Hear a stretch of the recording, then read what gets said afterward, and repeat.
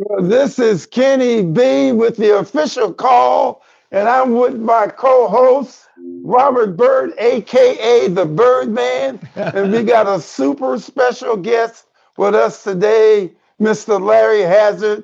And Larry, we want to thank you for coming on the show. Well, it's my pleasure. Let me say it's an honor. It's an honor to be on here with both of you guys. Two of my favorite guys from the West Coast. Okay? Yeah. So keep that in mind.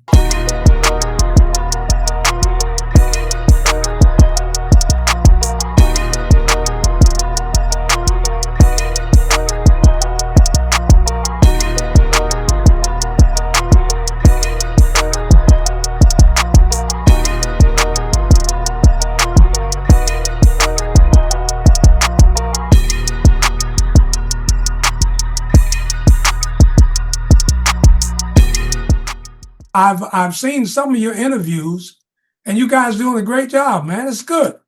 I really like it. Appreciate it. We appreciate it. Thank you, Mr. And Hazzard. I just want to take this opportunity, Larry, to say that, in my opinion, you are one of the giants in this sport. And I say that because of the people that you've mentored. They've become some of the best referees in the world. Your commissioner is certainly one of the strongest ones in the world. You are one of the most respected parts of this game, especially on the administrative side. And you were a significant part of bringing organizations together to come up with something that universally now is used, the Uniform Championship rules. So you're, in my opinion, you're a giant in this sport, and I really appreciate all that you've done for me and for the sport. Ditto, and I ditto that, Mr. Hazzard. Well, I really appreciate that, man. I'm flattered by it. We have a fraternity, man. And my approach to what I do has always been like a global approach. People that I like, people that I think do a good job, people that I think really got their heart in the sport, I try to connect with them. As you know, we've all been close for years, and that's because I appreciate the work that you guys put in. I've always appreciated the way that you refereed, your knowledge of the sport of boxing, and just your overall approach to the game. And I observe, not just when you referee, I observe the complete individual. We've been in situations where it didn't have anything to do with refereeing, just socializing. Yeah. You guys have always conducted yourselves like gentlemen. You never walked around with your head up in the air like it was all about you. So, we're on the same page, like a track, and that's really what this is all about. Yeah. So, Well, the Birdman mentioned that well, let me say this first. Fight fans probably don't know that you were a referee yourself. Back in the day when I was deciding if I wanted to referee, I was watching you on the big screen, picking up tips just on television as to how well you moved. You were smooth. And from that, when I decided that this is what I wanted to do, I had plenty up here to fall back on, and I thank you for that, Mr. Hazzard. Well, I'm glad you said that, Kenny, because you're one of the guys that I've always pointed out. I look at these guys, I always look at referees, and I've been around a long time, so has Bob, been around a long time. So, we go back. And over time, you see the younger guys come in, and you watch how they do things. And you try to see if you left anything out there. You know what I mean? And Yes. And one thing I've always said, Kenny Bayless, I said, I left something out there that he's picked up because of the way you move. Same thing with Tony Weeks. Certain ways you move, certain way you do things. It's not that you're not really trying to imitate anyone, but it's something that I can tell that you just picked up and you understand it.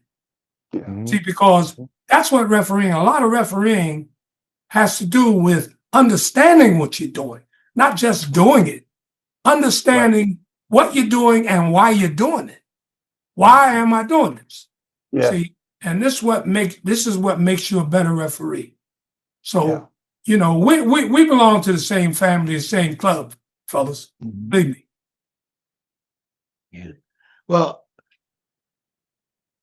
this game that we love and we've been a part of, in my opinion, in the past year, certainly in the United States, has been on the decline. We've seen a real rise in popularity in Europe.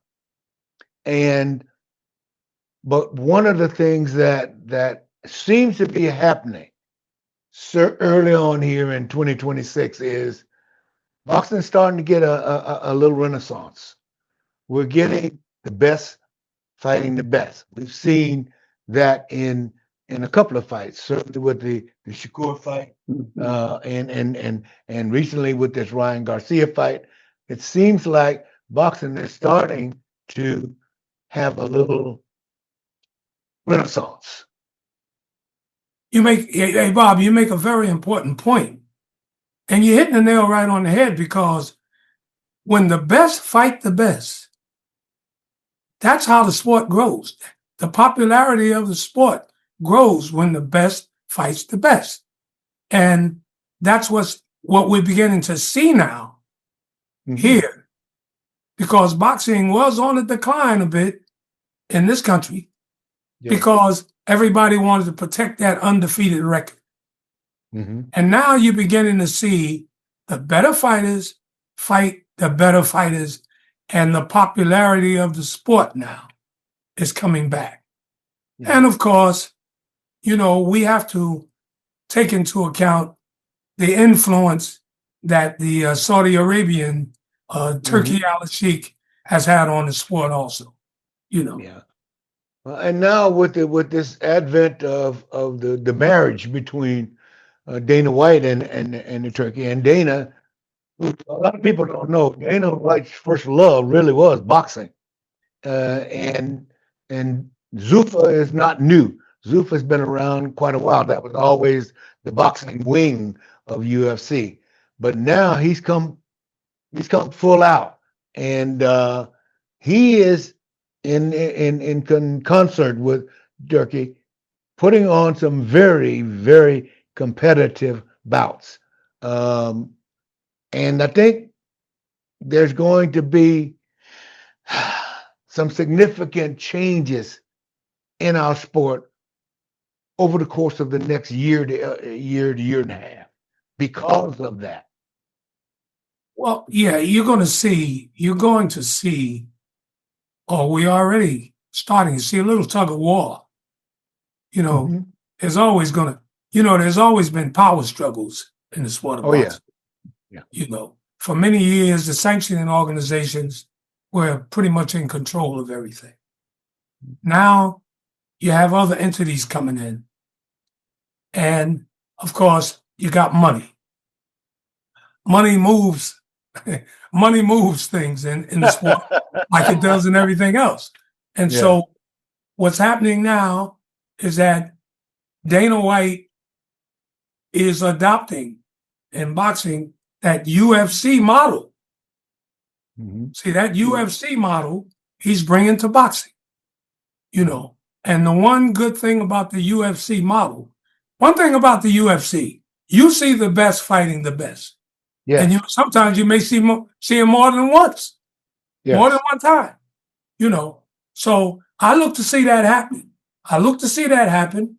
And along with it, the battle's going to heat up even more with the sanctioning organizations wanting to have their say, and of course, Zuffa is going to want to have their say. And then they got another belt now, Right. So you know what that's all about. Yeah. On that thing, one of the things that the Dana model wants to do is they want to go back to the original 8 divisions. Uh-huh. And we've talked to a number of people on the show, Roy Jones and Sugar Shane. Sugar Shane, Uh-huh. and they have a different opinion. They believe that that's taking the sport backwards if you just go back to the original 8, because there are people that literally cannot make one weight or the other. There's some people that, you know, they're going to be 140 and they can't get down to 135, and they can't go up. You know, so you need, basically what they're saying is they need those in between weights. And the UFC model, according to what we've heard, is that they want to go back to just the original 8 classification. What do you think?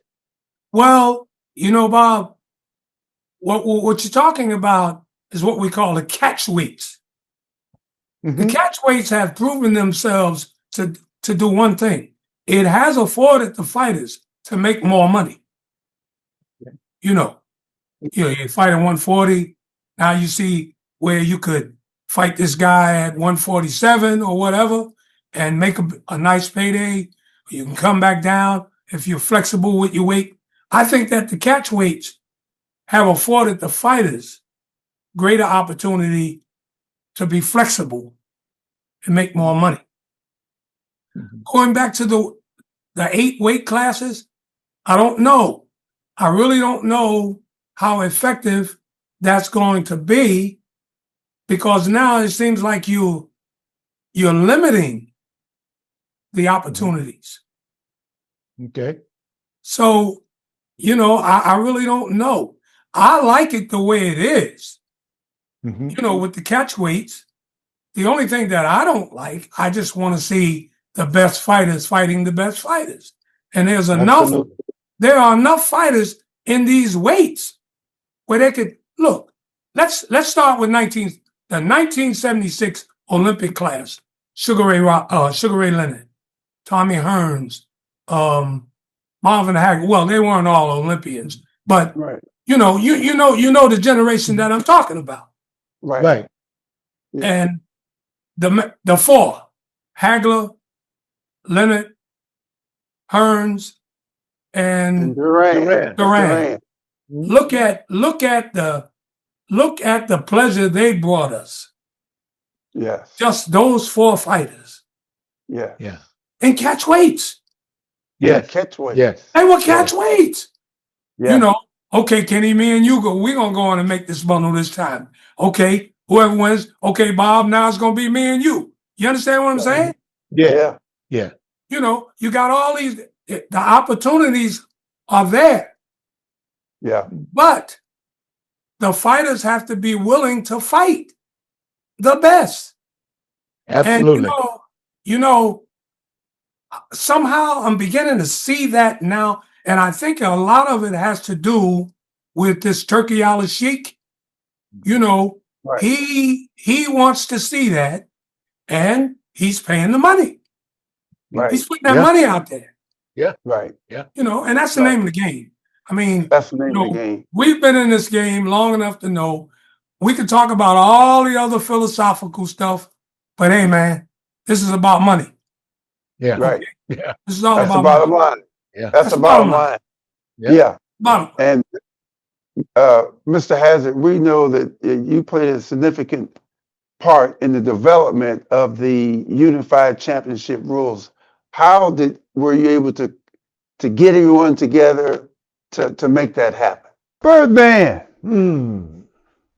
what if you could consistently stay in top shape? I like that. And we know that inflammation and injury is 90% about stress. What if you could see stress building in your cells before it promotes an injury? What if you could optimize recovery at the cellular level and identify the exact frequencies your body needs to perform at its absolute peak? Huh? Well, I understand. There's this doctor, Dr. Luba Deniger, and she's a former NASA researcher and pioneer in frequency medicine. And she reveals how AI-powered bioresonance technology can revolutionize athletic performance and recovery. From keeping performance at your all-time high to preventing career-ending injuries and seriously cutting recovery time. Now, the Monicor device can change the game for elite athletes. This is the future of peak performance, and it's available today. And if you mention the official call, you also can get a discount. Hey, hey. Well, let me tell you what happened. When I came into the commission office in 1976, 1985 is actually when I came in as the commissioner. But I already knew that I was going to assume the job, maybe 6 months in advance. So I got my notepad, and I came in with a notepad full of stuff that I was going to do. I was coming in, and I was going to be a change agent in the sport of boxing because hey, look, we all grew up in this. You know, I've been in this since I was 14 years old. So we've seen it as competitors, we've seen it as fans, and we've seen it as officials. Okay? That's unique. We are unique to the game because we've done it all. Yeah. So as a referee, there were things that I saw. I said, this needs to change. And I'm going to show you some very simple things. The mouthpiece rule. I started that. Before the mouthpiece get knocked out, it would stay out. Do you know how many times I would kick the mouthpiece out of the, the canvas until about, okay? I said, whoa, if the mouthpiece is a safety device, then if it comes out, it should be replaced. So we started the replacement of the mouthpiece. Mm-hmm. Then we started having championship fights. You had all these sanctioning organizations, and everybody wanted to be all powerful. These are our rules. How are you going to have one sport with 5, 6 different rule sets? Yeah. So I said, well, it would be nice if we developed one set of unified rules for championship fights. Hey, look, let's get all the sanctioning organizations together. Yeah. And at that time, we were having some real big fights in New Jersey, in Atlantic City. Yeah. I think it was one of the Tyson fights or one of those early fights, big fights. I sent a letter to Jose Suleiman. I contacted the IBF, WBO. All of the sanctioning organizations showed up in Atlantic City for that meeting. I said, wow, I got them all in one room. We had a meeting. We went over the rules. And when we came out of there, we had the unified rules for world championship fights. We had all agreed on it. Jose Suleiman was there. Everybody was there. Yeah. And so I felt real good about that. And that was my first major accomplishment.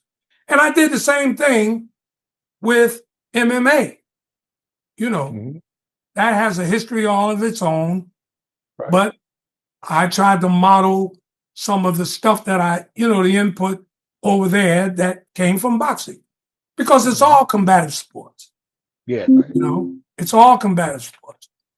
So I'm very proud of that. Those unified rules caught on all around the world of boxing. And so that's where they are. So I'm very, very happy to have been a part of that. Yeah. Yeah. Well, there are a lot of, like I said, I see the landscape of this game changing over the course of this year and maybe 18 months.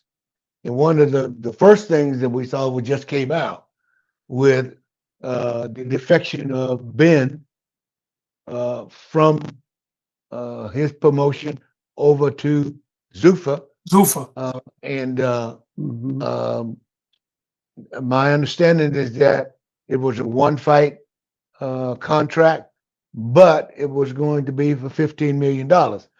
He fought Chris Eubank, two of the best fights in Europe, and he didn't make that much money. So I'm saying this influx of money seems to be having maybe a positive effect on the one hand in boxing, but maybe a negative effect on the other side, because if this is a defection, my sense is that there's going to be more. Well, you're right on with that, Bob. But it seems like the prime motivator here is something that we can't stop. When money is the prime mover. Yeah. And Yes. money is the prime mover. I mean, Yes. if you got the money, and you can entice a fighter to come over to your team with the money, and you can keep it rolling. I mean, who's going to stop it? As long as you're not violating any contracts and all the other legal stuff. I mean, the landscape constantly changes, Mm-hmm. Okay, the landscape constantly changes, but it is what it is. Our sport still thrives with the changing landscape. It still thrives. You can't have it all. Right. I was I was asked the question when they were bickering about the Muhammad Ali Act, Mm-hmm. Kansas City Act. Well, Larry, what do you think? I said, well, let me ask you a question. The Muhammad Ali Act as it is, can you tell me really, honestly, what name one real benefit that boxers have gotten from the Muhammad Ali Act as it presently is? Nobody can tell me anything concrete. The Muhammad Ali Act the original act, in my opinion, was designed to put a hold on Don King and Carl King back in the day, because Don was promoting all the big fights and Carl was the manager. Mm-hmm. So something wasn't right about that. Mm-hmm. So the Muhammad Ali Act came out of that, and that is a major element of the act. Okay, you can't be a promoter, manager. We know what that's all about. Mm-hmm. But now, when you look at what they're trying to do now, I says, well, what real benefit? I see a benefit for fighters with the changes that are being made. I see a benefit for fighters monetarily,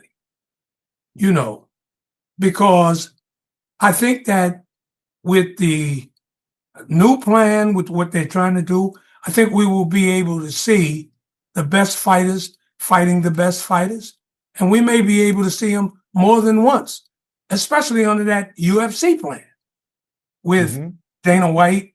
And, I do believe that under that plan, we will be seeing the best fights out there. And that's what we want for the sport. The sport still thrives and lives with all of the changes.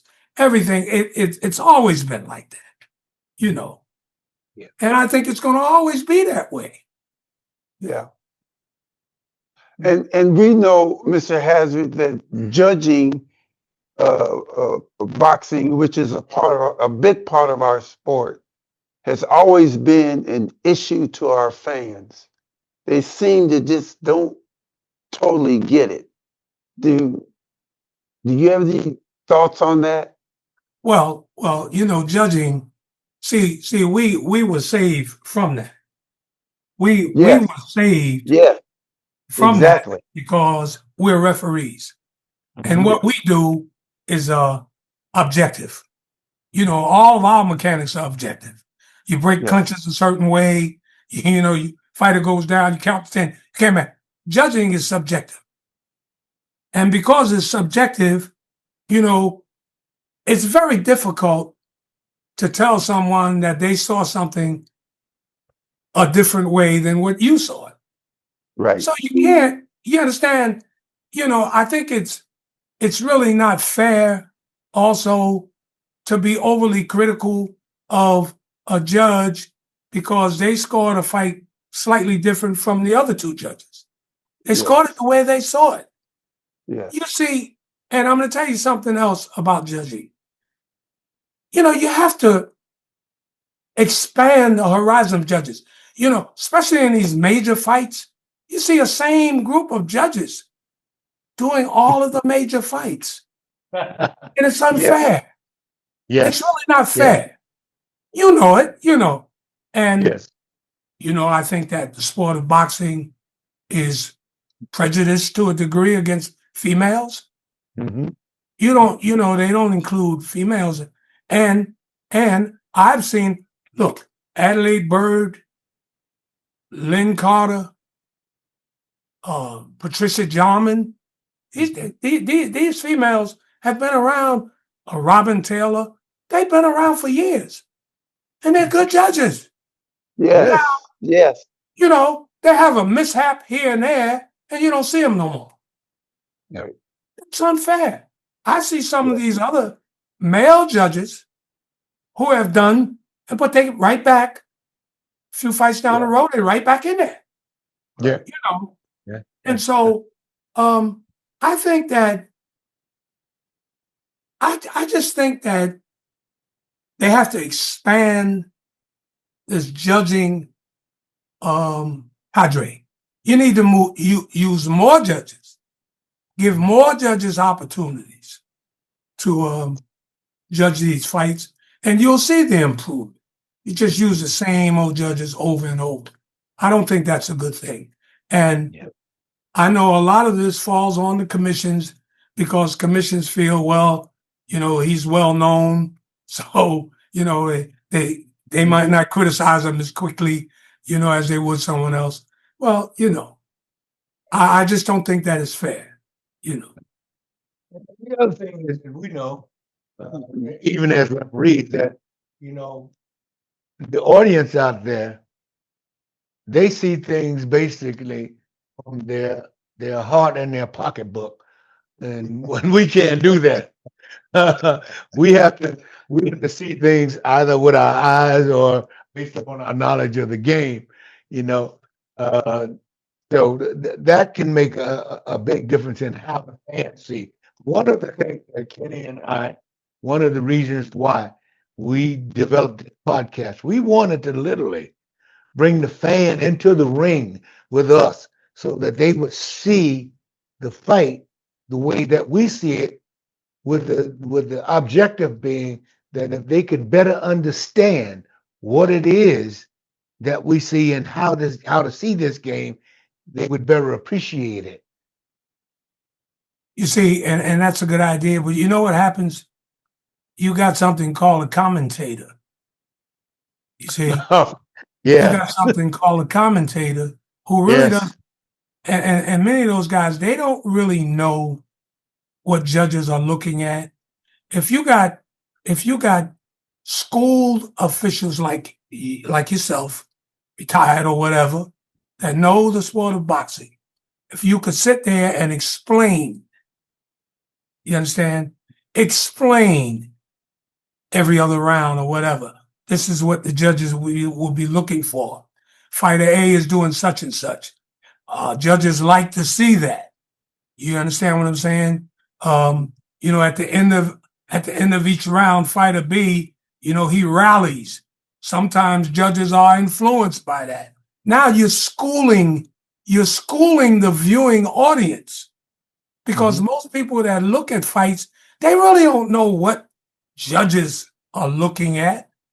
They look at it and say, I thought that guy won. Or I thought that guy won. Well, why did you think he won? Why did you think he won?